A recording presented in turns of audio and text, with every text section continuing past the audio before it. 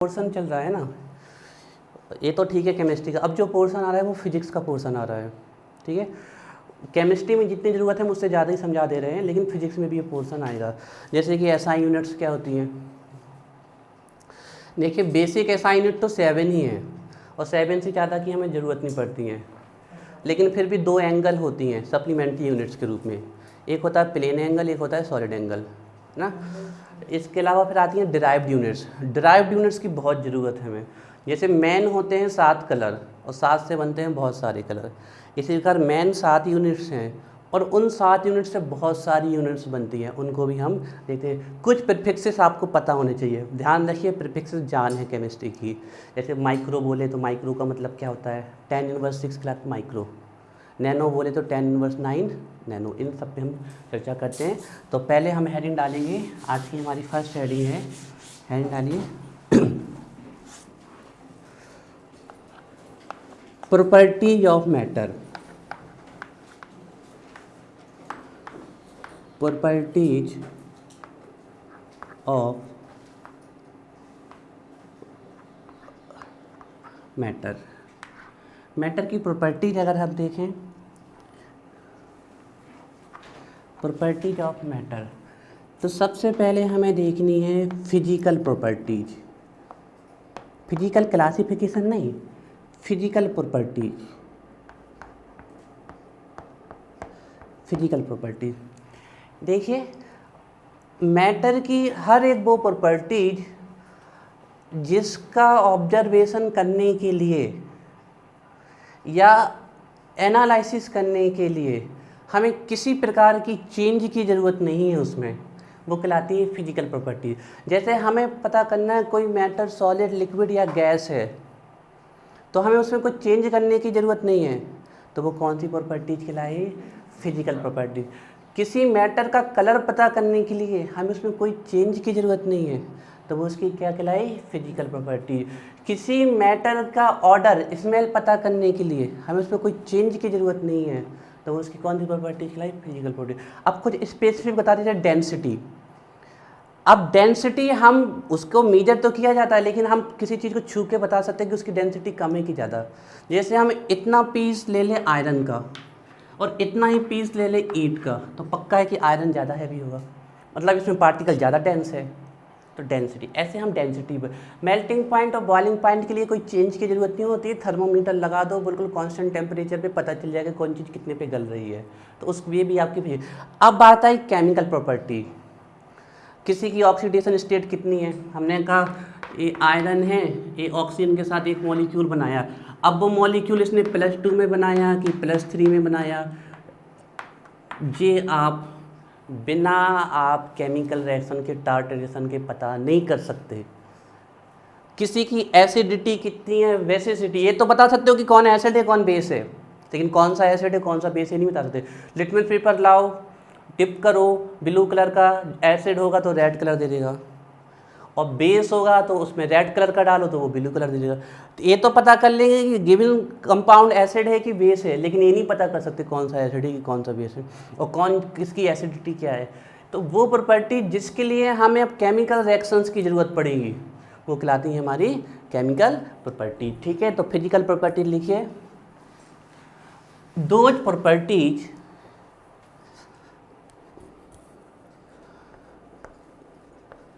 those properties of matter, those properties of matter whose measurement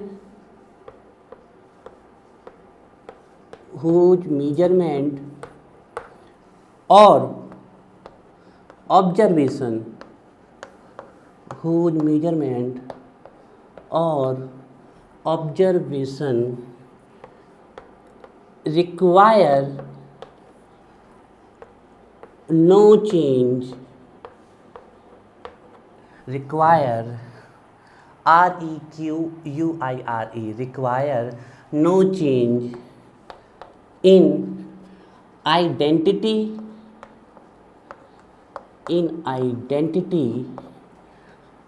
और composition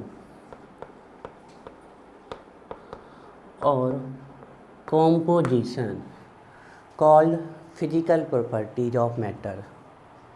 Those properties of matter whose measurement or observation require no change in identity or composition called physical property. अब आपको सब इतना ध्यान रखना है कि कोई भी चेंज नहीं चाहिए, जिन प्रॉपर्टीज को हम बिना चेंज के पता कर सकते हैं, इतना ही पकड़ लो, पर्याप्त है। यहाँ से कम आपसे कोई पूछ ले तो आपका दिमाग बिल्कुल खाली नहीं होना चाहिए। सबसे पहले थोड़ा पकड़ो, फिर बाद में रहो। आपसे पूछ ले फिजिकल प्रॉपर्टीज कौन होती है, आप कहना जिनको हम पता कर सकते हैं बिना किसी चेंज के, उनके कंपोजिशन में कोई चेंज नहीं करें, उनकी आइडेंटिटी में कोई चेंज ना करें। तो हमें जो प्रॉपर्टीज, ऐसी प्रॉपर्टीज हुज मेजरमेंट और observation does not require any chemical change in its identity और कंपोजिशन। अब केमिकल चेंज लिखने का भी जरूरत नहीं है, यहाँ पर सिर्फ चेंज लिख सकते हो आप। Those properties of matter whose measurement और ऑब्जर्वेशन, एक वर्ड भी आप ले सकते हो, require no change in identity और कंपोजिशन कॉल्ड फिजिकल प्रॉपर्टीज। जैसे हम फिजिकल प्रॉपर्टीज के कुछ एग्जाम्पल ले लें, है ना। इसमें है आपका, जैसे कि हम बात करें कलर, ऑर्डर या स्मेल बोल सकते हो आप। ऑर्डोनिल आता है ना, है ना, जो ऑर्डर को नील कर दे, जो गंध को नील कर दे, उसी को तो बोलते हैं ऑर्डोनिल। ऑर्डर बोल सकते हो या स्मेल बोल सकते हो। डेंसिटी,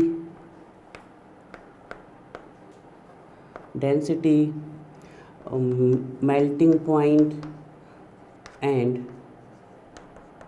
बॉइलिंग पॉइंट, बहुत हैं, है ना, एक्सेट्रा लिख लूँगे।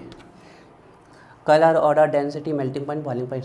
फिजिकल प्रॉपर्टी समझ में आई, जिसका मेजरमेंट रिक्वायर नहीं करता है कोई भी चीज़, मतलब हम उसको पता करना है हमें, तो हमें उसके लिए कोई चेंज की ज़रूरत नहीं है। ऐसी प्रॉपर्टी हमारी कौन सी प्रॉपर्टी कहलाएंगे? Physical property. चलिए, ये भी ऐसे ही वैसे है। अब इसके बाद आ रहे हैं अच्छी चीज़ों पे। ये थोड़ा सा टॉपिक है, हम नहीं चाहते आपका कुछ भी छूटे, इसलिए बता रहे हैं। चलिए, इसके बाद आते हैं chemical properties.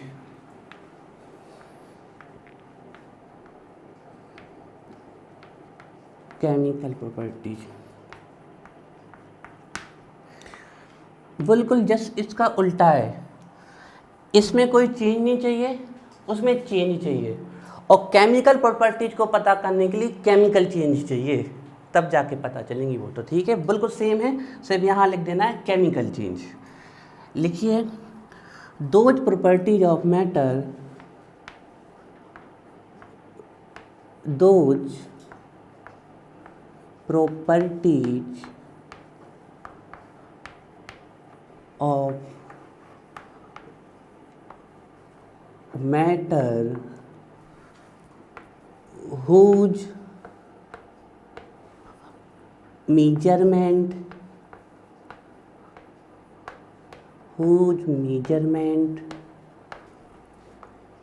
or observation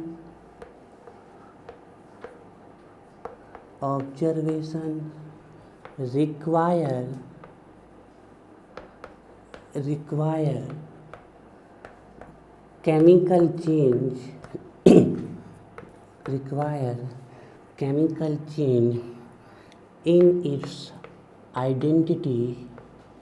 in its identity or composition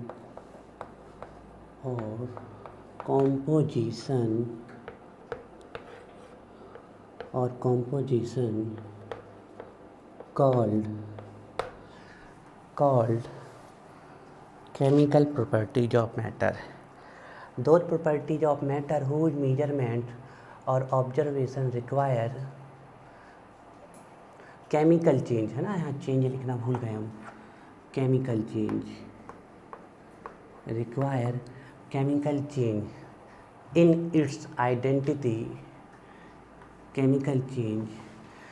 its identity or composition called chemical property, है ना। अब जैसे पता करना है किसकी एसिडिटी कितनी है, किसकी बेसिसिटी कितनी है, तो उसके लिए आपको केमिकल चेंज करना पड़ेगा। ऑक्सीडेशन नंबर पता करना है, रिडक्शन नंबर पता करना है, तो उसके लिए भी केमिकल चेंज चाहिए। तो जैसे लिख लें हम oxidation, reduction,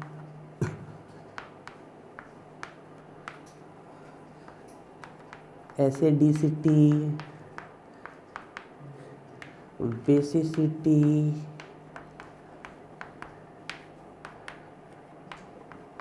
etcetera. Oxidation, reduction.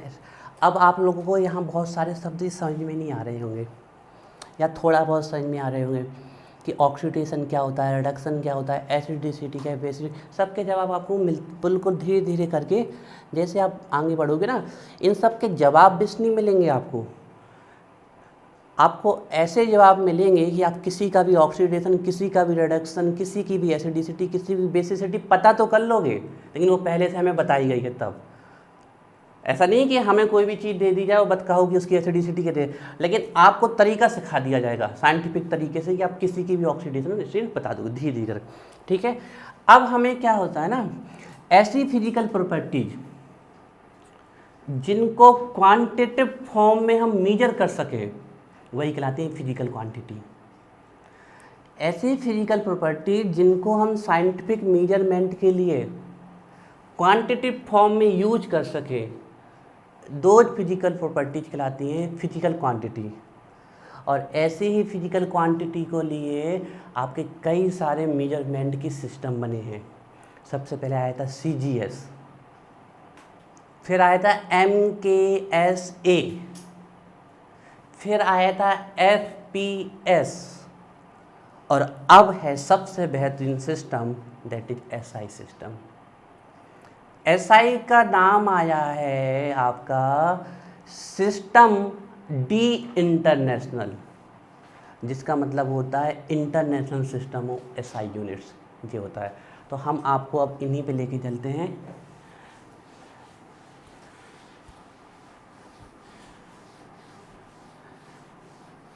डाली heading unit system. Unit system है ना, आप थोड़ा अच्छे से पढ़िएगा। हालांकि ये भी आपका फिजिक्स का पोर्शन है, फिजिक्स में आपको बहुत डिटेल से पढ़ाया जाता है, लेकिन हम भी आपको डिटेल से ही बता देते हैं। यूनिट सिस्टम,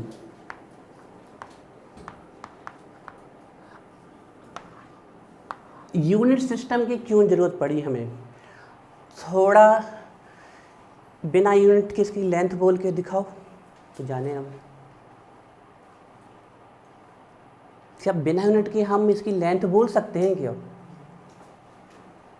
नहीं बोल सकते हम। अच्छा चलो ठीक है। मिल्क को हम मीटर में ले सकते हैं क्या? 1 मीटर मिल्क दे दो, 1 किलोमीटर मिल्क दे दो, उसके लिए लीटर ही है। या फिर अब मान लो कोई है वेट में ले ले तो बात अलग, लिक्विड को वेट में भी ले सकते हैं, पर जनरली उसके लिए वॉल्यूम चलता है ना। कोई हमसे कह दे आज का टेम्परेचर 1 किलोमीटर है तो चलेगा क्या? तो पर्टिकुलर चीज़ के लिए पर्टिकुलर यूनिट आई ना, और ये हमें अंडरस्टैंड है, तो इसीलिए यूनिट सिस्टम की ज़रूरत पड़ी। बहुत सारे यूनिट सिस्टम आए है ना, बहुत सारे आपके। जैसे कि हम बात करें आपके, कोई भी यूनिट सिस्टम होगा आपका, सबसे पहले उसमें रखा रहता है मास, नहीं सॉरी, सबसे पहले उस पर रखी रहती है लेंथ, फिर उसमें रहता है मास, और फिर रखा रहता है टाइम। इसको स्टैंडर्ड माना गया यूनिट को डिसाइड करने के लिए। तो जो सबसे फर्स्ट यूनिट सिस्टम आया डेट इट था CGS। हम आपको बता दें जितने भी यूनिट सिस्टम आए सभी एग्री थे आज तक कि टाइम के लिए सेकेंड ही लिया जाएगा। सब में टाइम की यूनिट सेकेंड ही मानी गई। जे एक ऐसी यूनिट है जिसमें किसी को कन्फ्यूजन नहीं था। तो CGS सिस्टम आया, इसमें लेंथ को किस में लेते हैं? Mass and time in second में आया। फिर इसके बाद जो सेकेंड यूनिट सिस्टम आया उसको कुछ लोग सिर्फ MKS लिख देते हैं, लेकिन A भी आया था उसके साथ, MKSA। लेंथ को किस में लेते हैं इसमें? मीटर में लेते हैं। मास को किलोग्राम में, टाइम को, और एक कॉलम और इसमें एक्स्ट्रा आ गया था सिर्फ इस वाले सिस्टम में, जो था आपके करंट के लिए। आई लिख दे, करंट को समझ जाओगे। करंट को किससे हम शो करते हैं? आई से। और इसके लिए यूनिट क्या रखी गई? और आज भी एम्पियर ही है इसकी SI यूनिट। एक ब्रिटिश सिस्टम है जो बहुत फेमस रहा,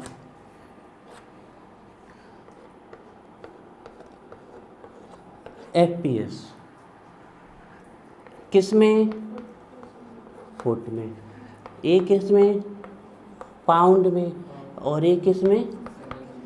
तो ये आप जनरल नॉलेज लिए जल्दी से अपने लिख लीजिए, है ना। हालांकि ये MKS और FPS सिस्टम तो अब गायब ही हो चुका है, थोड़ा बहुत CGS चलता है अभी भी, लेकिन सबसे ज़्यादा SI को फॉलो करते हैं हम, है ना। तो आप देख सकते थे सभी एग्री कर गए टाइम के साथ उसमें कोई की दिक्कत नहीं है, बाकी सबके अपने अपने थे। तो अब हो गई लड़ाई, बोले हमारी सीमा सेंटीमीटर में, तुम्हारी किलोमीटर में कैसे है? हम ग्राम में मिल के ले रहे, तुम इतना ज़्यादा किलोग्राम में कैसे ले रहे हो? हो गई लड़ाई। बोले टाइम में सब लोग बराबर है। बोले वही समय में हम 1 ग्राम दूध ले रहे हो, वही समय तुम 1 किलोग्राम ले रहे हो, तुम पाउंड में ले रहे हो। हो गई लड़ाई। फिर आई आपकी एक बहुत बढ़िया संस्था, general conference of weight and measure, GCWM। यह वह संस्था है जो फ्रांस में सिचुएटेड है आपकी, जिसने किस सिस्टम को जनरेट किया था सभी देशों के साथ मिलकर? SI, general conference of. इसको कोई रटने की ज़रूरत नहीं है, सुन लो, लिखना तो हम लिखवा भी देंगे, मैंने आपको ऐसा, general conference of weight and measure. ये वो संस्था थी जिसने दुनिया की सभी संस्थाओं से, इन सब संस्थाओं से कंसल्ट किया और बोले भैया कोई एक सिस्टम लेके आओ, नहीं तो हम लोग कभी भी आपस में ना तो बिजनेस कर पाएंगे, ना कोई डील कर पाएंगे। सीमा में अलग लड़ाई होगी, तुम मीटर में लोगे, हम फुट में लेंगे, कोई सेंटीमीटर में लेगा, झगड़े होंगे, ग्राम किलोग्राम सब कुछ है, टाइम हम लोग सब लोग बराबर ले रहे हैं। तो इन्होंने कहा एक सिस्टम बनाओ। तो फिर ये आया यहाँ से system D international, system D international, और इसका मतलब होता है इंटरनेशनल सिस्टम ऑफ यूनिट, जिसको हम लोग क्या बोलते हैं? SI यूनिट बोलते हैं। अभी क्यों फोन आ रहा? हेलो जी, चलिए ठीक है, ठीक ठीक, ध्यान दीजिए उसको, अभी कोई बात नहीं। ठीक ठीक, नहीं कल से तो आंटी छुट्टी पे जा रहे हैं हम 4-5 दिन के लिए, बाहर जाना है, थोड़ा ज़रूरी काम है। अब हम 4-5 दिन के बाद आएंगे, हम ग्रुप में डाल देंगे इन्फॉर्मेशन, तो उसको पता चल जाएगा। अंश नहीं, आयुष 12th का बच्चा है। चलिए ठीक है, तो आते हैं, डालिए heading, international system of units.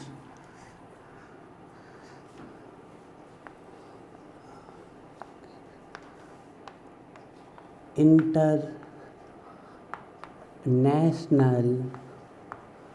System of units, international system of units, जिसको हम इंटरनेशनल सिस्टम बोलते हैं, इसी को बोल देते हैं SI सिस्टम, है ना, या फिर SI यूनिट्स बोल देते हैं इसकी हम, है ना। और ये जनरेट कहाँ से हुआ है SI word?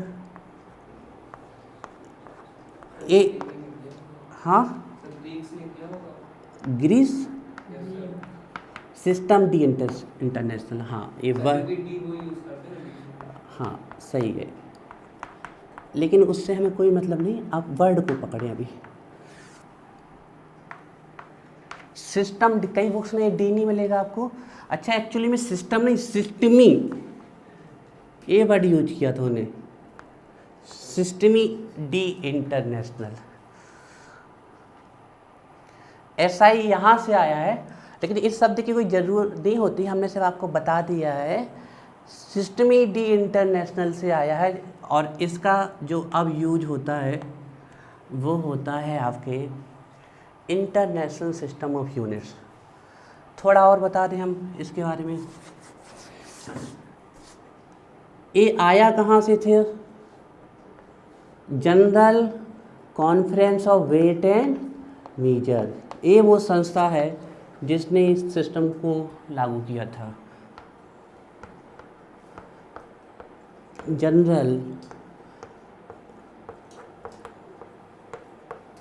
Conference of weight and measurement लिख लें आप, या मीजर लिख लें। ये वो संस्था है GSCWM, general conference of weight and measurement, weights and measurements, weights and measurements. ठीक है, चलिए अब हम आपको बताते हैं किसी भी यूनिट के कितने पार्ट होते हैं। फिर हम पूरी यूनिट लिखते हैं आपके सामने, ठीक है, जितनी भी हमें ज़रूरत है। SI तो पूरी लिखनी पड़ेगी और डिराइव्ड यूनिट्स भी लिखनी पड़ेगी। किसी भी यूनिट के दो पार्ट होते हैं, एक होता है न्यूमेरिकल पार्ट, सॉरी किसी भी यूनिट के नहीं, किसी भी फिजिकल क्वांटिटी के, किसी भी फिजिकल क्वांटिटी के दो पार्ट होते हैं। एक तो होती है उसकी न्यूमेरिकल वैल्यू और दूसरी होती है उसकी यूनिट। इससे मिलकर ही एक फिजिकल क्वांटिटी बनती है। एक होती है आपकी न्यूमेरिकल वैल्यू और दूसरी होती है उसकी यूनिट। जैसे हम लिख दें 1 kg।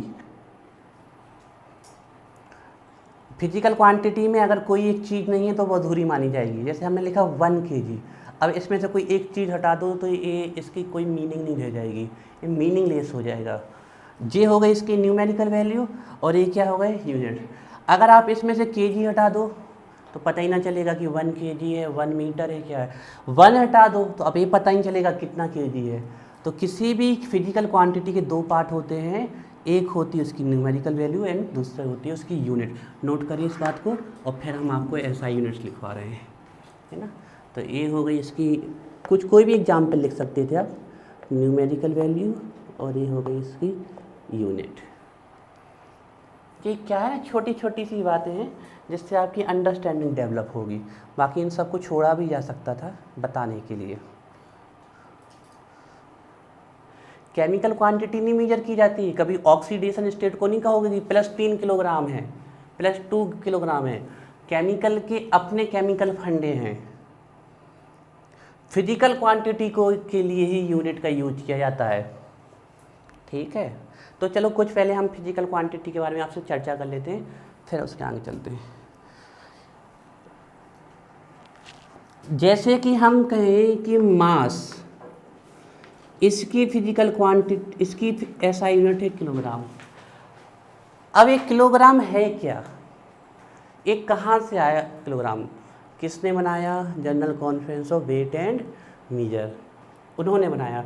उन्होंने एक प्रोटोटाइप लिया है जो किसका बना हुआ है? इरेडियम एंड प्लेटिनम का। या प्रोटोटाइप को ना बोले हम कह दें एक सिलेंडर है, एक सिलेंडर है, एक एलॉय है, किसका? इरेडियम का एंड प्लेटिनम का। इस सिलेंडर को माना गया है 1 किलोग्राम। इसको स्टैंडर्ड मान के सब जितना भी विश्व है सब में आपका किलोग्राम चल रहा है। ये है इसका स्टैंडर्ड।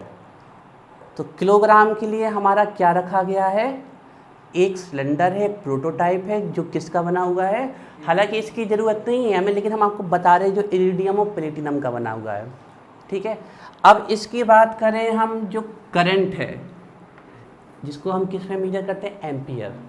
तो इसको कहाँ से, इसके लिए क्या प्रोटोटाइप, क्या स्टैंडर्ड बनाया गया, हम 2-3 डिस्कशन कर रहे हैं, बाकी की ज़रूरत नहीं है इसमें।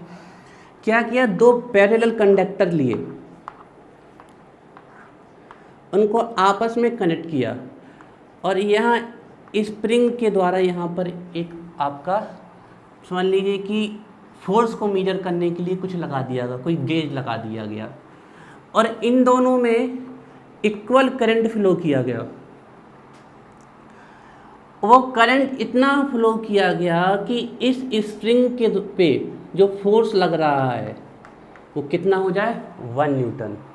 तो यही जो करंट फ्लो होता है जिससे इस स्प्रिंग में 1 न्यूटन का फोर्स जनरेट हो जाता है, उसी को हम क्या कहते हैं, 1 एम्पियर कहते हैं। थोड़ा सा डिस्कशन कर रहे हैं, इसकी ज़रूरत नहीं पड़ती, सब आपको नॉलेज के लिए बता रहे हैं। अब बात कर लें थर्मोडायनेमिक टेम्परेचर की या टेम्परेचर की। देखिए, वाटर का ट्रिपल पॉइंट होता है 0 डिग्री सेल्सियस। अब ट्रिपल पॉइंट क्या है, आप 0 डिग्री सेल्सियस में वाटर को देखना, ना तो वो सॉलिड में होगा, ना वो पूरी तरह से लिक्विड में होगा, और थोड़ी थोड़ी सी आपको वेपर बनती हुई दिखेगी। तो यही ट्रिपल पॉइंट है, और यही 0 डिग्री सेल्सियस किसके इक्वल होता है, 273.1.5 केल्विन की। तो यहाँ वाटर के ट्रिपल पॉइंट को स्टैंडर्ड माना गया है आपके केल्विन के लिए। आ रही है बात समझ में। ऐसे बहुत सारे चीज़ है, जैसे कि हम ल्यूमिनस इंटेंसिटी की बात करें तो मोनोक्रोमिक रेडिएशन जो आपकी वाइब्रेशन करती है उसको ल्यूमिनस इंटेंसिटी में लिया गया। तो इन सब से मतलब नहीं है हमें, हमने थोड़ी सी आपके लिए नॉलेज के लिए बता दिया। हमें मेन है एसआई यूनिट से। अच्छा, आप लोगों को पहले से एसआई यूनिट्स पता होंगी, किस किस को पता है, सभी को याद है, नहीं है, चलिए कोई बात नहीं, लेकिन अब कर लोगे ना। चलिए, तो चलिए यहाँ पर होंगी हमारी फिजिकल क्वांटिटी और यहाँ होंगी, ठीक है। तो पहले नंबर ये ध्यान रखिए, बेसिक एसआई यूनिट्स कितनी है, 7 है। आ जाइए माँ, 7 है, में लिखना है। अब मैन, अभी तक हमने आपको सिर्फ जनरल नॉलेज लिखवाई है, अभी तक कुछ नहीं लिखवाया। अब उसके नीचे से मैन एसआई सिस्टम आपका यहाँ से चालू किया है हमने, आपको यहाँ से अच्छे से याद कर लेना है, ठीक है ना। एसआई यूनिट्स अभी तक सिर्फ आपकी नॉलेज के लिए हम चर्चा कर रहे हैं। There are only 7 basic, there are only 7 basic SI units are known। are known है या दी गई हैं, सिर्फ 7 ही SI यूनिट्स हैं जो पता हैं या जो दी गई हैं, दी गई वर्ड भी लिख सकते हो आप। there are only 7 basic SI units are known। अब हम इन 7 की 7 को लिख लेते हैं, ठीक है। चलिए, ऐसा कोई ज़रूरी नहीं है कि पहले टेम्परेचर को लिखना है फिर इलेक्ट्रिक कंडक्टिविटी, जिसको आप चाहें पहले लिख सकते हो, जिसको चाहे बाद में। तो यहाँ होगी हमारी फिजिकल क्वांटिटी,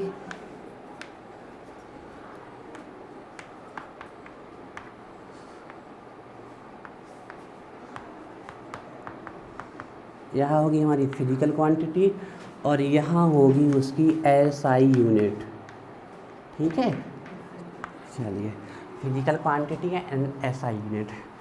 तो देखो, हम सबसे पहले लिख लेते हैं, ध्यान रखिएगा, आज के बाद मास को इंटरनेशनल सिस्टम में किस में मेजर किया जाता है, किलोग्राम में। ग्रेविटी के द्वारा किलो पे कितना फोर्स लग रहा है उसी को बोलते हैं किलोग्राम। किलो मतलब होता है 1000, ध्यान रखिएगा आज के बाद, किलो का मतलब होता है 1000। तो 1000 पे ग्रेविटी के द्वारा जितना फोर्स लगेगा उसी को बोलते हैं किलोग्राम। जैसे बोला किसी ने किलोमीटर, तो इसका मतलब क्या होता है 1000 मीटर, तो किलो का मतलब होता है 1000। जैसे कोई बोले मिलीग्राम, तो इसका मतलब होता है मिली पे कितनी ग्रेविटी लगी, आ रही बात समझ में? तो इसको बोलते हैं मिलीग्राम आप, है ना। तो इसकी एसआई यूनिट होती है आपकी किलोग्राम, ध्यान रखिएगा।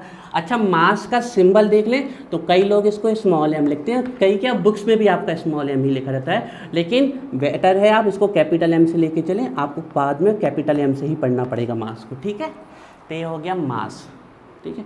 अच्छा, वेट की एसआई, वेट यहाँ नहीं आने वाला है, लेकिन मास को मेजर किस में किया था? वेट में, और वेट के लिए वो रखा हुआ है। वेट की एसआई यूनिट क्या होती है, किसी को पता है? बहुत इंपॉर्टेंट क्वेश्चन है, पूछा गया है, शायद ये आप में से किसी को पता हो। वेट की एसआई यूनिट, मास को वेट में मेजर करते हैं, इसकी एसआई यूनिट है न्यूटन, और फोर्स की भी होती है न्यूटन, दोनों की न्यूटन होती है। ये अभी आप लोगों को पता नहीं होगा, अभी हम आगे चल के बताएंगे, ठीक है। चलिए, मास के बाद आ जाते हैं हम सेकंड, जो भी आपको लिखना हो, चलो लेंथ लिख लेते हैं, ठीक है। लेंथ, लेंथ ये हो गई लेंथ। लेंथ को किस में मेजर करते हैं? मीटर में, है ना, ध्यान रखिएगा। अच्छा, ये हमने लिखा मीटर, तो ये क्या होता है? ये वाला मीटर क्या होता है? छोटी छोटी सी बातें आप लोगों को अभी पता होंगी या नहीं पता होगी। जे है मीटर, तो फिर जे वाला मीटर क्या है? सर, ये मेजर करने वाला मीटर। और जो जे क्या करने वाला है? सर, वो उसमें लगता है ना सर, जैसे सर रोडोमीटर, नैनोमीटर। अच्छा, तो फिर ये कौन से मीटर में लगता है? सर, लेंथ मेजर करने के लिए। तो नैनोमीटर क्या लेंथ नहीं है? सर, उसमें सर जैसे ये नहीं रहते।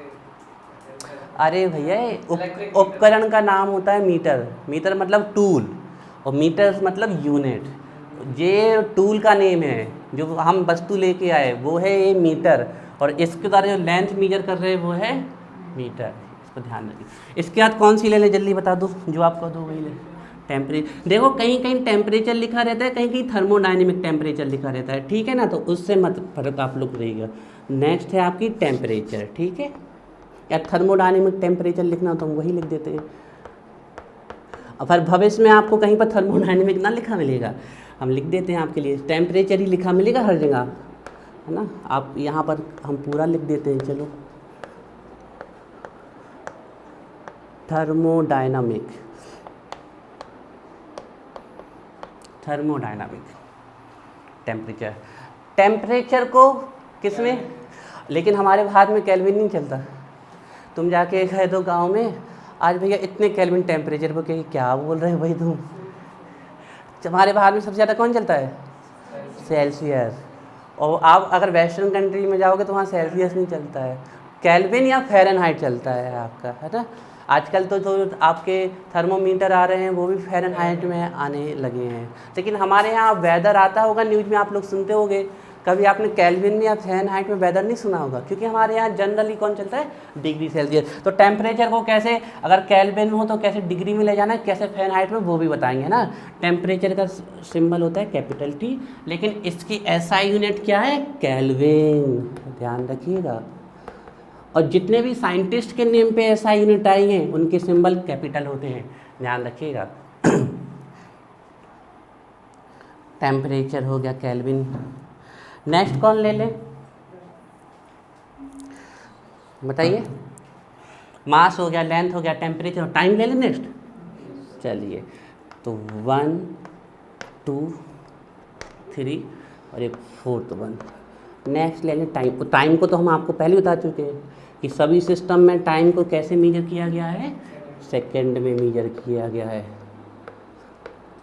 सेकंड, स्मॉल एस आप यूज कर सकते हो इसके लिए, सेकंड के लिए सेकंड। इसके बाद कौन सी ले लें? Amount of substance, luminous intensity, ये 2 बची हैं आपकी, लेकिन एक और कोई जो सिंपल सी बची हो, मास हो गई, लेंथ हो गई, टेम्परेचर हो गया, टाइम हो गया, क्या बचा? करंट बचा, है ना। ये सिंपल वाली लिख ले पहले, इलेक्ट्रिक करंट, इलेक्ट्रिक करंट, या सिर्फ करंट बोल सकते हो। इसका सिंबल क्या है? आई, ध्यान रखिए, आई, इलेक्ट्रिक करंट, आई। देखिए, पर सेकंड में कितना चार्ज फ्लो हो रहा है, या पर यूनिट टाइम में कितना चार्ज फ्लो हो रहा है, उसी को क्या बोलते हैं हम? इलेक्ट्रिक करंट बोलते हैं। तो चार्ज की यूनिट क्या बन जाती है? करंट इनटू टाइम, और इसी को बोलते हैं कोलम्ब। अभी हम लिखवाएंगे, ठीक है। तो इलेक्ट्रिक करंट की क्या है आपकी? एम्पियर। तो ये भी एक साइंटिस्ट के नेम के बेस पे, तो इसका सिंबल भी कैपिटल ही होगा, एम्पियर। याद हो रही हैं? याद करते जाओ, है ना। SI unit 7 basic SI units याद होनी चाहिए आपको। 6 नंबर पे वेरी वेरी इंपॉर्टेंट जान है केमिस्ट्री की भाई, ये यूनिट बहुत डिटेल में पढ़ाएंगे इसको हम आपको। अमाउंट ऑफ सब्सटेंस, अरे ढेर सारे क्वेश्चन आते हैं इससे, हो तो केमिस्ट्री की जान है ये। अमाउंट ऑफ सब्सटेंस, आप कहोगे सर अमाउंट ऑफ सब्सटेंस तो मैटर होता है ना। किसी में भी अमाउंट ऑफ सब्सटेंस तो मास होता है, मास, जिसमें किसी भी मैटर का जितना अमाउंट पड़े उसको मास कहते हैं। लेकिन अमाउंट ऑफ सब्सटेंस को ध्यान देखो, इसको बोलते क्या है आज के बाद ध्यान रखना। अमाउंट ऑफ सब्सटेंस को क्या बोलते हैं? मोल। यहाँ लिखते हैं नीचे, मोल। वह बहुत इंपॉर्टेंट है। और इसका सिंबल है एन, और इसकी ऐसा यूनिट है मोल। अब बोलने में थोड़ा सा फर्क है, देखो मोल ही बोल दो, खत्म बात। ये मोल ही वो मोल, ये तो दोनों, इसका भी प्रोनाउंसिएशन मोल है, वो भी मोल है, ध्यान रखना। लेकिन पूछ लेंगे यूनिट क्या है, ऐसा यूनिट मोल। और अमाउंट ऑफ सब्सटेंस, इसको अगर हम फिजिकल क्वांटिटी बोले तो इसकी फिजिकल क्वांटिटी मोल, जिसका सिंबल है एन।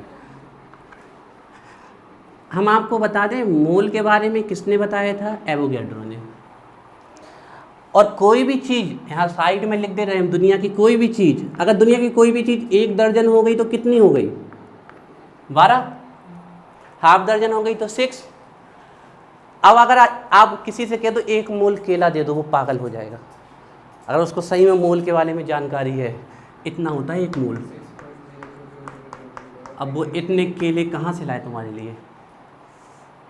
6.022 10 जाके कह दो कि भैया 1 दर्जन पेंसिल दे दो, दे देगा। 1 मोल पेंसिल दे दो, पागल हो जाएगा वो, कहेंगे कहाँ से लाए। तो ये वर्ड जो है ना मोल, ये सिर्फ किसके लिए यूज किए जाते हैं? बहुत ही स्मॉल क्वांटिटी के लिए, जैसे एटम्स के लिए। पता है कार्बन 12 के, कार्बन के 2 आइसोटोप होते हैं, 12 और 13, ये 2।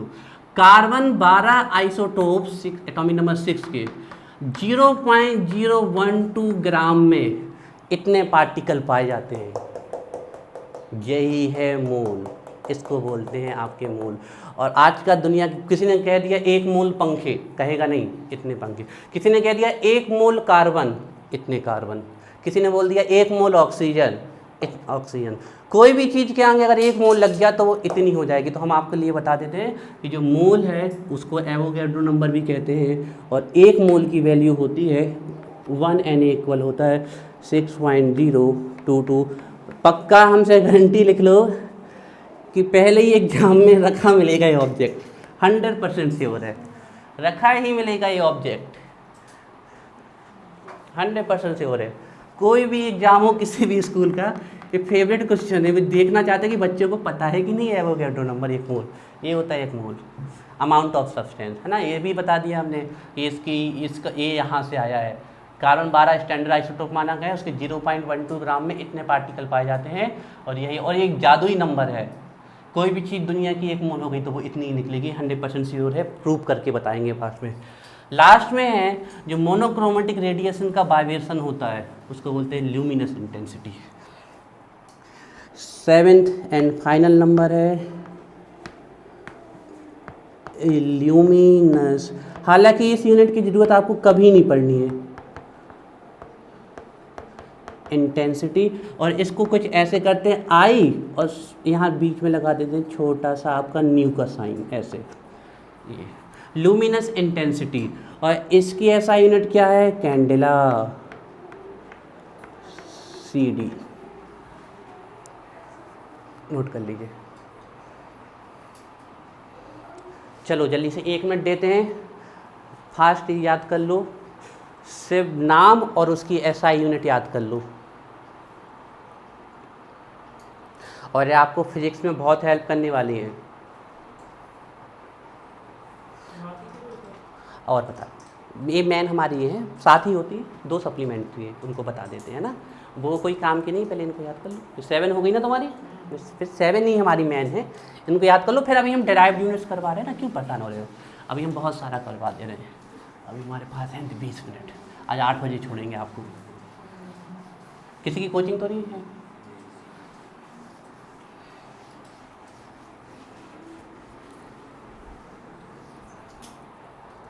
आगे पीछे बोलो, में कोई दिक्कत नहीं लेकिन याद होनी चाहिए। टाइम सेकेंड, ऐसे आंसर आने चाहिए। टेम्परेचर, अमाउंट ऑफ सब्सटेंस, मोल, मोल बिल्कुल पकड़ के रखो, amount of substance mole. Mass, luminous intensity, candela, है ना, ऐसे याद रखो। इसके अलावा आपसे हम पूछें लेंथ, रहेंगी याद, बन जाएगी सातों की सातों। चलिए अब डालिए हेडिंग। अगर हेडिंग क्यों, पहले आपको 2 नॉलेज और बता दें। सप्लीमेंट्री असाइनमेंट्स देख लें हम, है ना। सप्लीमेंट्री जैसे नॉलेज के लिए है, एक होती है आपका प्लेन एंगल,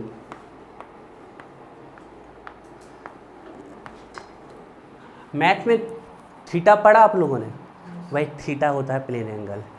2D डायमेंशन में एक निश्चित रेडियस से आप जो ये एंगल बनाते हो, इसी को हम क्या बोलते हैं, प्लेन एंगल बोलते हैं। आप इसी को बोल सकते हो थीटा। और प्लेन एंगल को किस में मेजर किया जाता है, रेडियन में। आप लोगों ने सुना है थीटा की यूनिट क्या होती है, रेडियन होती है आपकी। अच्छा, कितना हो सकता है मैक्सिमम थीटा, जो प्लेन एंगल की आपकी यूनिट है वो है रेडियन।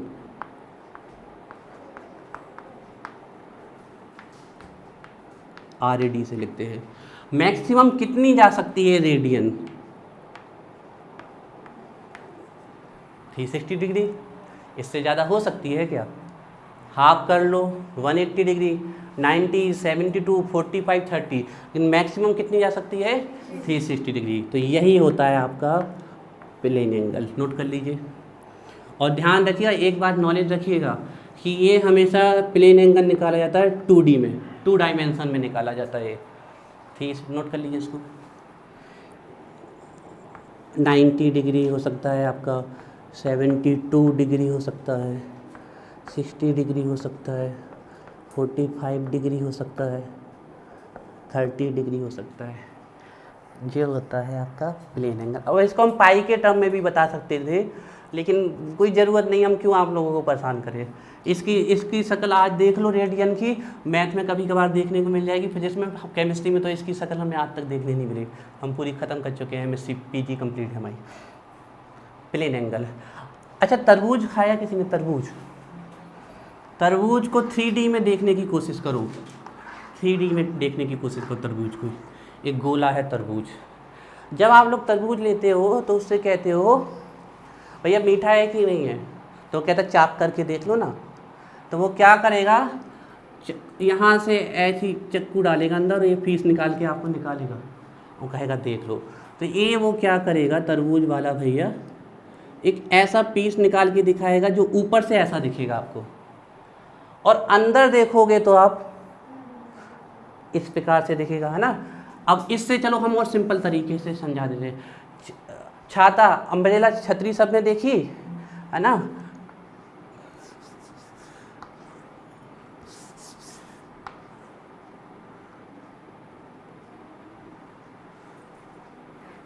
ऐसी मान लो हमसे बनाते नहीं बना, ठीक है।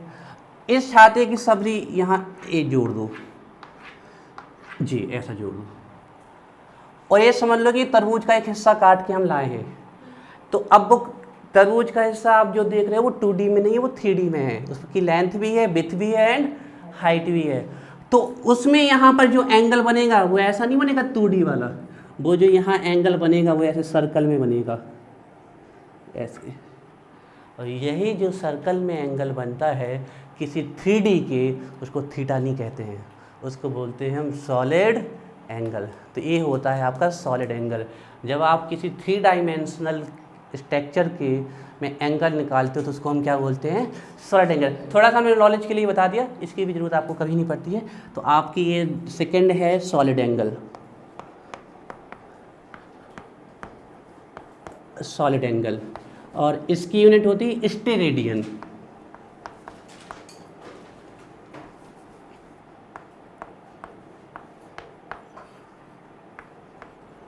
सिंपली रिप्रेजेंट करते हैं इसको एस आर से, स्मॉल एस और आर, स्टेरेडियन।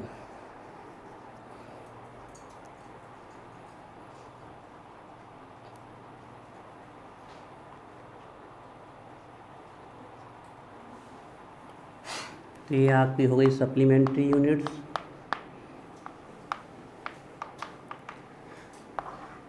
बताओ प्लेन एंगल की यूनिट क्या है, रेडियन।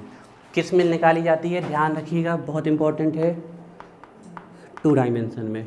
और आपकी सॉलिड एंगल की यूनिट क्या है, और ये किस में निकाली जाती है, 3D में निकाली जाती है, ध्यान रखिएगा, ठीक है। हालांकि ज़रूरत कभी नहीं पड़ने वाली इसकी, मेन 7 की करते हैं। अब डालिए हेडिंग, ये बहुत काम के हैं, केमिस्ट्री में इनकी बहुत ज़रूरत पड़ने वाली है, क्योंकि केमिस्ट्री में आप एटम्स पढ़ने वाले हैं, और एटम्स को आप मीटर, सेंटीमीटर, किलोमीटर में नहीं मेजर कर सकते।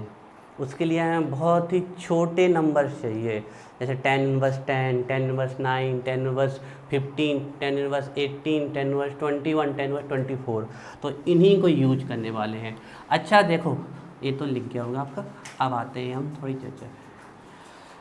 आपको ये पता है क्या, जैसे किसी ने लिख दिया मिलीग्राम, इसका मतलब क्या है, what are means of milligram. यहाँ फोकस करो अभी, यहाँ पर, यहाँ देखो, ये तो कुछ समझ में नहीं आएगा। What are means of milligram, ये मिलीग्राम का मतलब, और कितने मिलीग्राम 1 ग्राम के इक्वल होगा। बिल्कुल थोड़ी देर बाद ये आपके लिए हाथ का खेल बन जाएगा, कितने मिलीग्राम 1 ग्राम के इक्वल होगा। आज का दुनिया में कहीं भी मिली लिखा जाए तो उसका मतलब होता है 10^3। तो आप लिख दो 10^3 ग्राम, तो ये क्या लिखा हुआ है, मिलीग्राम, ये मिलीग्राम।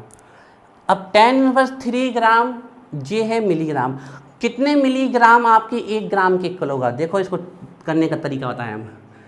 ये मिली का मतलब यहाँ पर क्या है, 10^3। इस 10^3 को अगर हमें काटना है तो कितना चाहिए, पावर 3। तो ये मिली से मिली पावर 3 से कट जाएगा, तो 10⁻³ मिलीग्राम कितने ग्राम के इक्वल होगा, 1। कैसे पता किया, यहाँ रखा है 10⁻³ और यहाँ रखा है 10^3, तो ये दोनों वैल्यू क्या हो जाएंगी, कट जाएंगी। और ये अच्छा देखो, हम आपको बताएं, माइक्रो की वैल्यू होती 10, अभी थोड़ा सा टाइम लगेगा, आ जाएगी। माइक्रो की वैल्यू होती 10/6। हमने बोला कितने माइक्रोग्राम 1 ग्राम की इक्वल होगा, अब बता सकते हो, 10⁻6। कैसे पता किया हमने, इस माइक्रो को हटाना है हमें, ये कितना होता है 10/6, तो हम यहाँ क्या रख दें 10 की पावर, तो 10⁻6 microgram will be equal to 1 gram. आ रही बात समझ। तो ये आपकी जो ये है ना, ये आपके प्रीफिक्सेस होते हैं। देखो पहले लग रहे हैं ना, किसी भी वैल्यू के पहले, यहाँ मिलीग्राम पहले लगा, यहाँ पर आपका माइक्रो, तो ये न्यूमेरिकल प्रीफिक्सेस होते हैं, आपको याद होने चाहिए। चलिए तो इन्हीं को लिखते हैं, डालिए प्रीफिक्सेस,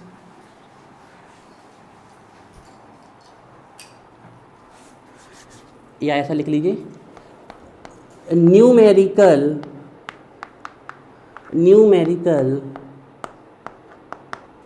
प्रीफिक्स यूज्ड विथ, आप देखिए एसआई यूनिट के साथ नहीं है, सब के साथ यूज किए जाते हैं। डिराइव्ड यूनिट्स पढ़ने वाले हो उनके साथ भी यूज किए जाते हैं, तो हम सीधे यहाँ लिख रहे हैं units, used with units. SI भी होंगी वो और डिराइव्ड भी होंगी।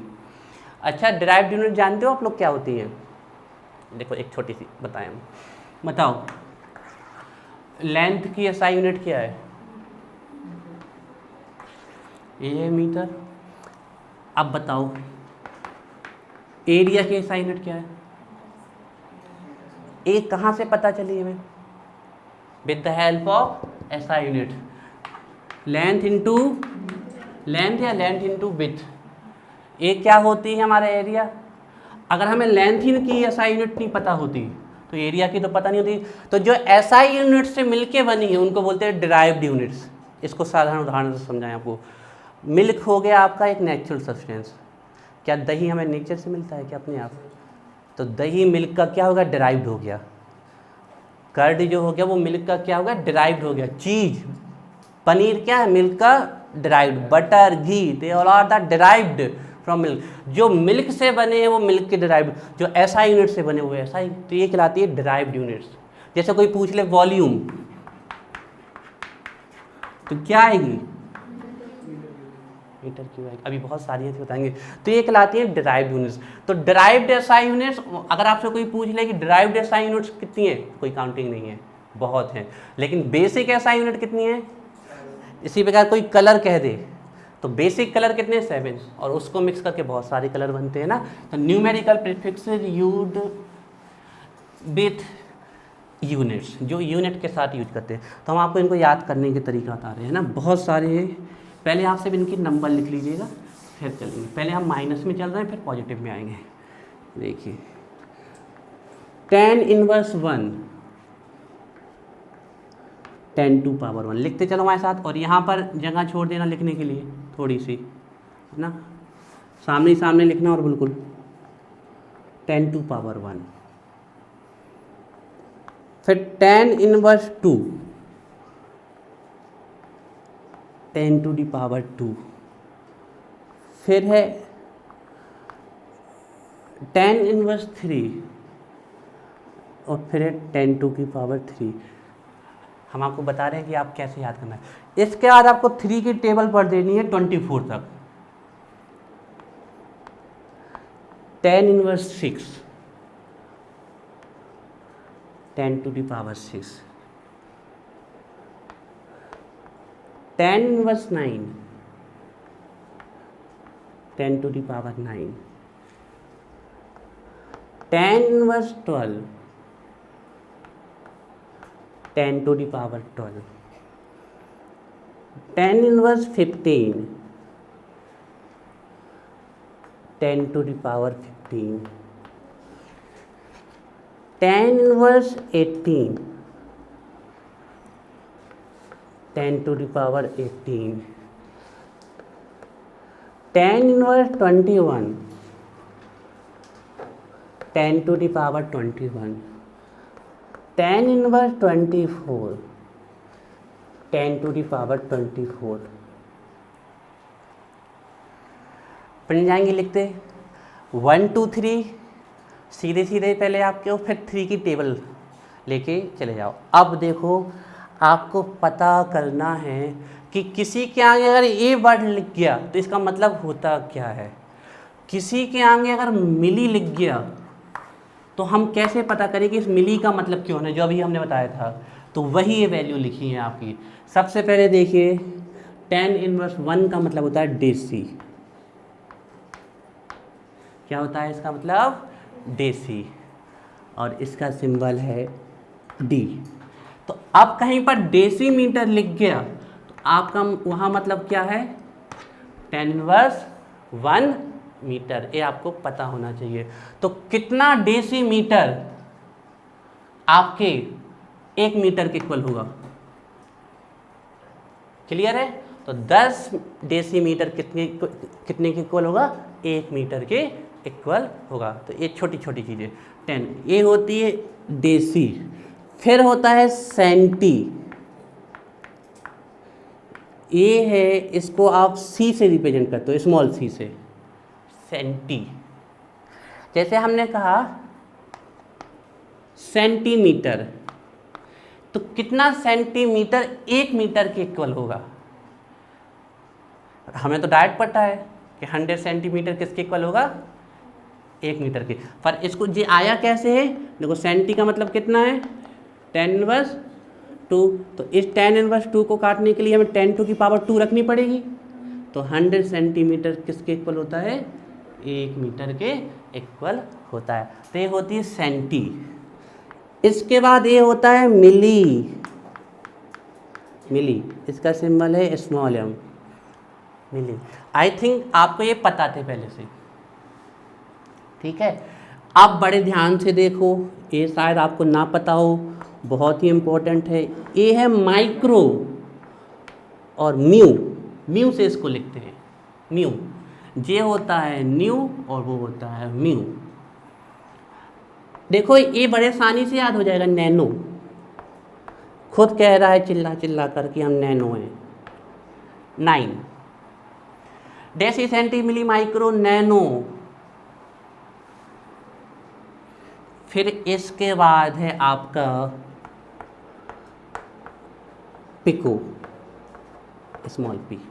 देखिए आपको बस इतने ही है याद करने हैं, इसके बाद नीचे की कोई जरूरत नहीं, हम लिख जरूर दे रहे हैं इनको भी।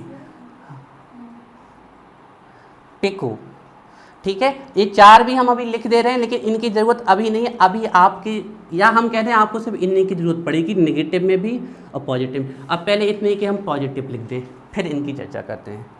देखिए देसी और ये है डेका, और इसका सिंबल होता है DA। सिर्फ यही एक ऐसी यूनिट है जिसके सिंबल में 2 लेटर लेने पड़ते हैं हमें, बाकी सबके में एक डेका, DA लगता है। इस -2 होती है सेंटी और पावर 2 होती है हेक्टो। ये हेक्टो होती है आपकी, हेक्टो। अब ये तो सबको पता होगा पावर 3 क्या होती है, बताओ। किलोमीटर में कुल कितना मीटर? तो मीटर को तो आपने लिखा नहीं, 1000 किसकी जगह पे लिखा है? तो किलो मतलब कितना होता है? 1000, ध्यान रखिएगा।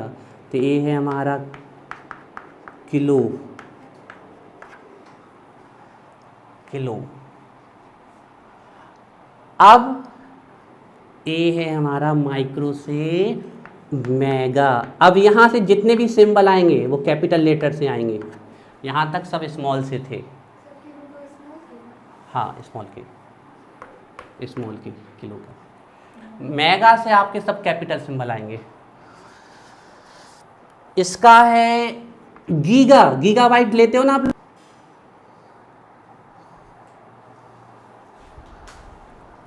ये हैं प्रीफिक्सेस, यही आपके मैन हैं। आपको इतने, हम आपसे जब भी पूछेंगे हम इतने से सेटिस्फाई हैं। बाकी आपकी इच्छा है पूरे याद करना है, तो इससे अच्छी बात एक टीचर के लिए क्या हो सकती है कि उनके बच्चे सेल्फ याद कर रहे हैं। लेकिन हमारे लिए ये इतने बहुत इम्पोर्टेंट है, ये हर जगह मिलने वाले हैं। पिकोमीटर, रेडियस पिकोमीटर में यूज की जाती है, बहुत इम्पोर्टेंट है।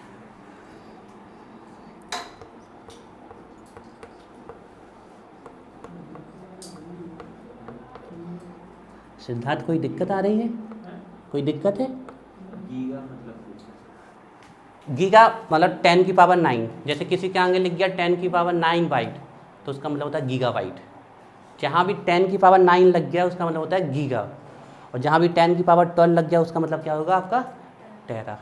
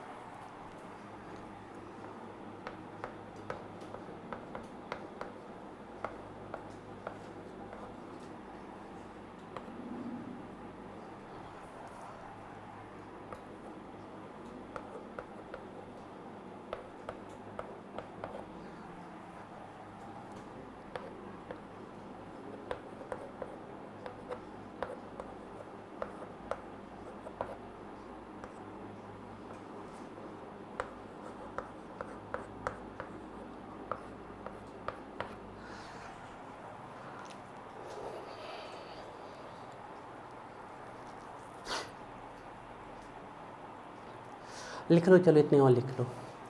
फेम्टो, आटो, जेप्टो, योक्टो, पीटा, एक्जा, जीटा, योटा, लिख लो। लेकिन इनकी ज़रूरत नहीं पड़ने वाली है ना, आपको कभी भी नहीं पड़ने वाली ना। हम क्योंकि इतने साल से पढ़ाते हो गए, कभी इनकी ज़रूरत नहीं पड़ती है। फेम्टो, ऑटो, जेप्टो, योक्टो की कभी ज़रूरत नहीं पड़ती, लेकिन इनकी ज़रूरत जगह जगह पे पड़ेगी। और हम बता दें केमिस्ट्री में सबसे ज़्यादा आपको पड़ने वाली है इनकी ज़रूरत, माइक्रो, नैनो, पिको, इनकी बहुत ज़रूरत पड़ने वाली है। इनकी भी पड़ेगी, पर ऐसा नहीं है कि इनकी। Atto, zepto, zepto, femto, atto, zepto, yocto, है ना। यहाँ पर मेगा के बाद सब कैपिटल सिंबल हैं, सिंबल। और एक ही सिंबल है जिसमें डबल लेटर है, वो है डेका। यहाँ सबके स्मॉल लेटर। इनको लिख कैसे भी सकते हो, जेप्टा, जीटा, ZETT है, जीटा।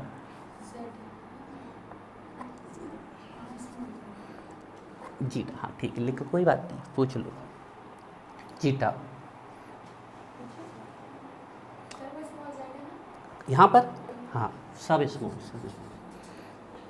हम जल्दी जल्दी में लिख देते हैं, आप लोग कहीं दिक्कत ना है पूछ लिया करो स्मॉल जे। सबका पहला लेटर लिख दो स्मॉल में, टेंशन ही ख़त्म। ठीक है, तो हम फिर से आपको संतुष्ट करने के लिए ये बात बोलना चाहते हैं कि आप पूरी दम इन पे लगा दो।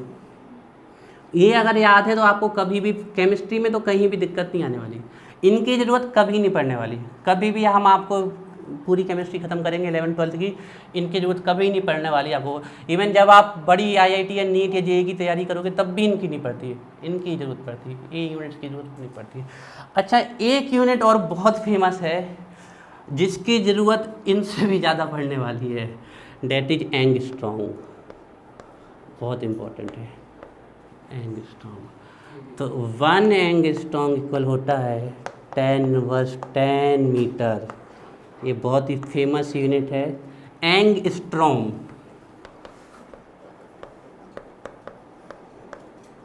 एंगस्ट्रॉम 10⁻10 मीटर, जे होती बहुत फेमस यूनिट है।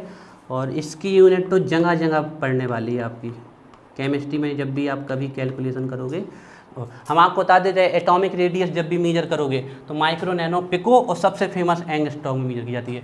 तो अभी हम छोड़ नहीं रहे, अभी हम 5 मिनट और पढ़ाएंगे, देखते हैं किसको कितनी याद हो गई। पूछें कि और चाहिए टाइम? हो गई है, चलो। राज कितनी हो गई है? कर लो। देखो किलो तो सबको याद हो गई पावर से, अब उसकी कोई दिक्कत नहीं है। हमारे ख्याल है नैनो में भी दिक्कत नहीं आनी चाहिए, नैनो से 9 N/9। अब बाकी ये तो सभी को पहले ही से पता है ना। कर लो, चलो। तरीका हमने बता दिया था, 3 के बाद ऐसे लिख दो 12। Deci centi milli micro nano pico, ऐसे एक गाना सा बना लो, deci centi milli micro nano pico, फिर याद कर लो माइक्रो 6, नैनो 9, पिको 12, ऐसे याद कर लो माइनस में। इस साइड की इन यूनिट की ज़रूरत कभी नहीं पड़ेगी आपको, मतलब हमारे केमिस्ट्री भी नहीं पड़ेगी, लेकिन ये पता होनी चाहिए। मेगा, गीगा, टेरा, इनकी ज़रूरत आपको कभी नहीं पड़ेगी। हाँ, जीबी, गीगाबाइट मतलब जीबी। ये आपका किलो की बहुत ज़रूरत पड़ती है, हेक्टो की ज़रूरत नहीं पड़ती है, मैं किलो की पड़ती है।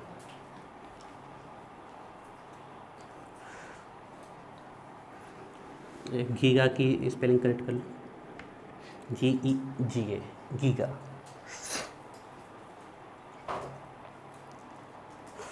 चलो ठीक है, अब जितनी जिसको याद हो गई।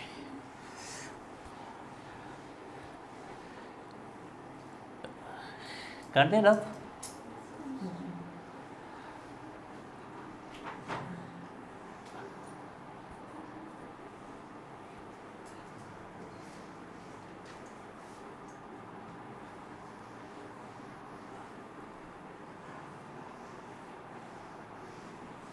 चलो फिर 1 मिनट की एक्सरसाइज कर लेते हैं। सिद्धार्थ बताइए आप 10⁻6 क्या होता है? 10⁻6 माइक्रो। आप बताइए सिफा, आप बताइए हमें 10⁻6 क्या होता है? मेगा, बिल्कुल सही। आप बताइए राज, 10⁻9 क्या होता है? 10⁻9 माइक्रो, तो 10/6 होता है माइक्रो, 10/9। बंद करो कॉपी, है तो सब देख लोगे। कॉपी क्लोज करो, कॉपी क्लोज करो 1 मिनट के लिए, कोई बात नहीं है, एक जनरल सा डिस्कशन चल रहा है, ऐसे में याद होंगे हमें। आप बताइए स्वाति, 10/12 क्या होता है? आराम, पिको, वेरी गुड। पावर 12,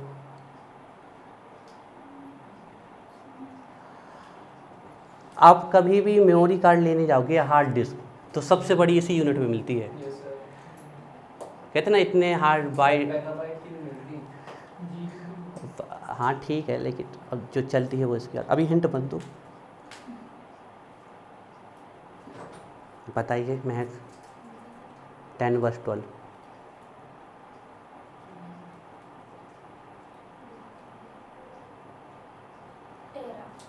13।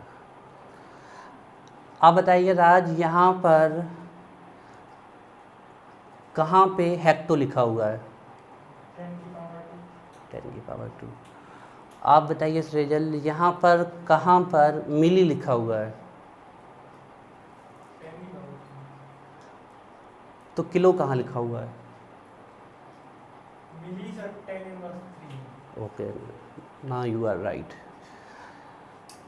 यहाँ पर कहाँ पर एंगस्ट्रॉम लिखा हुआ है? लिखा हुआ है? नहीं लिखा हुआ है। यहाँ कहाँ पर गीगा लिखा हुआ है? 10⁻⁹ तो मेगा बन जाएगा। अब डाली हेडिंग डिराइव्ड यूनिट्स, समझ रहे हो? डिराइव्ड, अभी इतना अच्छा उदाहरण दिया था मिल्क का। जो मिल्क से बने वो मिल्क के डिराइव्ड यूनिट्स, और जो एसआई यूनिट से बनेंगे वो एसआई की डिराइव्ड यूनिट्स। देखिए ये भी एसआई यूनिट ही कहलाती है, लेकिन फंडामेंटल नहीं कहलाती। फंडामेंटल वही होती है derived SI units, derived SI units. 2-4 कराते हैं, बाकी कल कराएंगे, 12th के बच्चे आने वाले हैं, 2 मिनट का रेस्ट तो चाहिए। डिराइव्ड एसआई यूनिट्स है ना। देखिए बहुत सारी डिराइव्ड एसआई यूनिट्स हैं आपकी, है ना, लेकिन हमें कुछ ज़रूर पता होनी चाहिए। फिर इसके कन्वर्जन सिखाएंगे आपको कल, कैसे कन्वर्जन में जाना है ना। डिराइव्ड एसआई यूनिट्स, हाँ आ रहे वैसे 1 मिनट में। लिखिए these are the SI units, these are the SI units, these are the SI units which are formed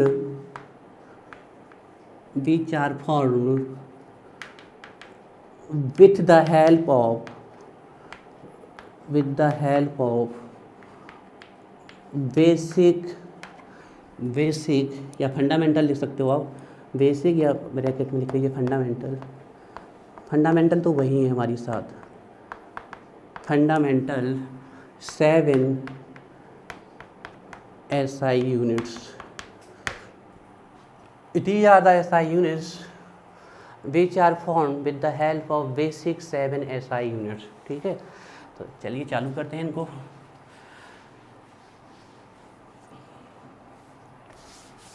सबसे छोटी तो हमें डिस्टेंस की पता चल गई थी, लेंथ। इसके बाद डालिए है आप, फर्स्ट वन चालू करेंगे हम, एरिया। तो आपसे कोई एरिया की SI यूनिट पूछे तो क्या होगी? फिजिकल क्वांटिटी क्या होगी इसकी? Length square. तो लेंथ की SI यूनिट क्या है? मीटर, तो इसकी हो जाएगी मीटर स्क्वायर। और कोई अगर इसकी CGS यूनिट पूछता तो लेंथ की CGS यूनिट क्या है? सेंटीमीटर, तो ये क्या हो जाती? Centimetre square. तो ये फर्स्ट हो गई हमारी, लिख लीजिए। सेकेंड वन हम कर लें जैसे वॉल्यूम, तो ये SI यूनिट की हेल्प से बन रही है। तो वॉल्यूम क्या होता है? लेंथ विथ हाइट, तो लेंथ का क्यूब या फिर लेंथ विथ हाइट का, सबको या लेंथ हो या विथ हो, सबको हाइट को सबको आप डिस्टेंस भी मापने वाले हो। तो एक क्या आ जाएगी? मीटर क्यूब या क्यूबिक मीटर। ये हो गई आपकी एरिया की, एक दूसरी हो गई आपकी वॉल्यूम की। नेक्स्ट देखें हम, वेलोसिटी की क्या होती है?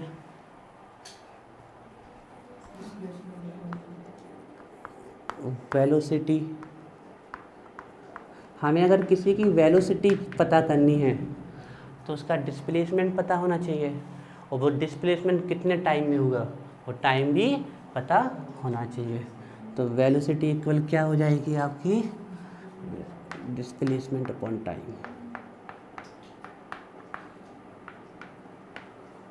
डिस्प्लेसमेंट अपॉन, तो डिस्प्लेसमेंट को किस में लेंगे हम? मीटर में, और टाइम को सेकंड में। तो मीटर पर सेकंड या मीटर सेकंड इनवर्स, ठीक है, समझ रहे हो ना बात को? चलिए ठीक है, अब इतना ही करते हैं, बाकी कल क्या बाद ही में करेंगे। मीटर पर सेकंड या मीटर सेकंड इनवर्स। तो अब आप लोगों के लिए देखिए 4-5 दिन की छुट्टियां हैं, आप लोगों की एजुकेशन थोड़ा सा बीच में रुक रही है,